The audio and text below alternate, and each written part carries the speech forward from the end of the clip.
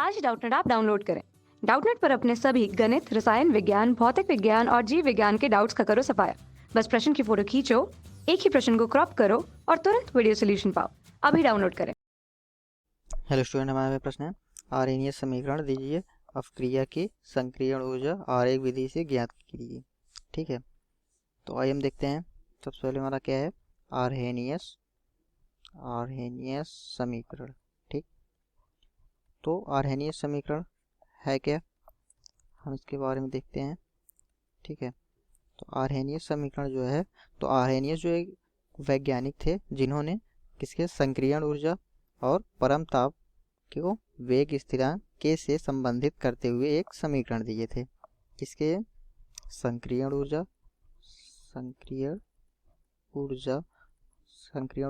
को हम किससे दर्शाते हैं, ई कैपिटल ई स्मॉल ए से।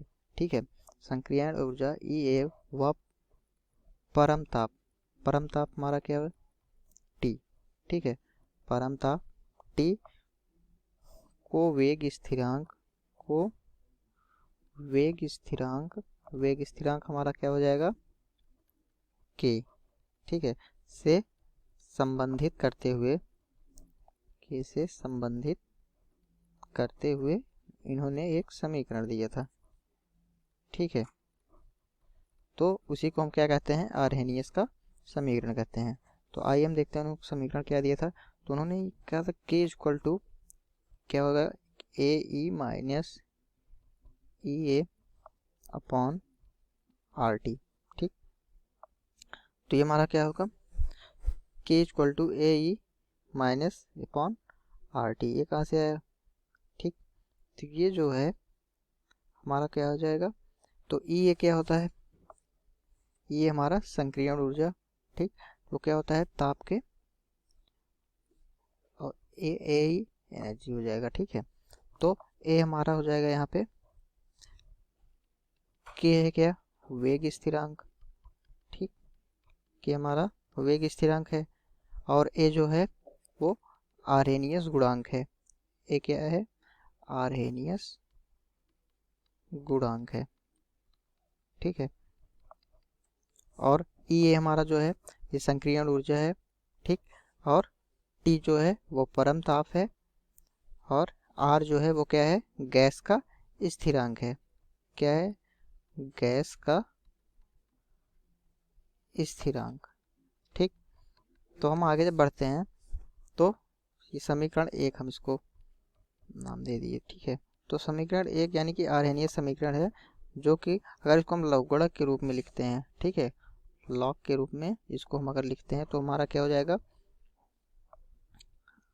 N K equal to A minus E A upon R T. ठीक, तो इस समीकरण को अगर हम log 10 में परिवर्तित करते हैं, ठीक, इसमें log 10 में अगर हम इनको परिवर्तित करते हैं, परिवर्तित करने पर, ठीक, तो हमारा क्या होता है, तो जो इसका मान कितना हो जाएगा, 2.303 log होता है। ठीक है, तो फिर हम आगे बढ़ते हैं, तो हमारा क्या हो जाएगा यहाँ पे 2.303। तो जो इसका मान होगा वो हमारा कितना हो जाएगा, 2.303 log, इसको हम log में परिवर्तित कर दिए, log k हो गया। इसके बाद 2.303 log a minus E A upon R T हो गया।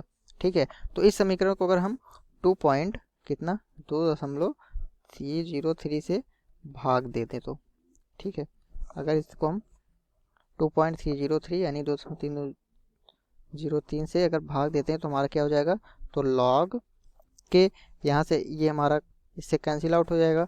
ठीक है, तो log के इक्वल टू हमारा क्या आ जाएगा, log A minus E A upon 2.303 R T हो जाएगा। ठीक है, इसको हम इक्वेशन नंबर 2 यानी कि समीकरण नंबर 2 नाम दे दिए। तो समीकरण 2 जो है हमारा ब्लॉक के रूप में क्या है, हमारी आरहेनियस समीकरण है। तो यही जो हमारा इक्वेशन नंबर 2 बन रहा है, समीकरण 2, ये हमारा क्या है, आरहेनियस का समीकरण है। ठीक है, फिर आगे क्वेश्चन में दिया हुआ है अपक्रिया की संक्रियण ऊर्जा आरेख विधि से ज्ञात कीजिए। तो अपक्रिया की जो संक्रियण ऊर्जा होगी उसको हम आरेख विधि से कैसे ज्ञात करते हैं, ठीक है। तो क्या है हमारा संक्रियण ऊर्जा आरेख विधि से, आरेख विधि से, ठीक। तो देखते हैं, तो आरेखीय समीकरण जो संक्रियण ऊर्जा होती है इसकी गणना के लिए दो प्रकार से इसको हम ज्ञात कर सकते हैं। एक तो होता है आरेखीय विधि, एक होता है हमारा अंतराल समीकरण से। तो हम देखते हैं यहाँ पे आरेखीय विधि से, आरेखीय विधि, ठीक है। तो आरेखीय विधि से क्या होता है, तो इस विधि से log के जो होता है हमारा, ठीक है, log के व 1/t के मध्य एक वक्र द्वारा ये को हम ज्ञात करते हैं, यानी कि वेग स्थिरांक को हम क्या करते हैं, log के और 1/t के मध्य वक्र द्वारा इसको हम वेग स्थिरांक ये को हम ज्ञात करते हैं। तो समीकरण 2 हमारा, यानी कि जो आर्हेनियस का समीकरण था, समीकरण 2 से हम देखते हैं, तो log के इक्वल टू क्या हो जाएगा, -a/2.303 RT plus log a हो जाएगा, ठीक है।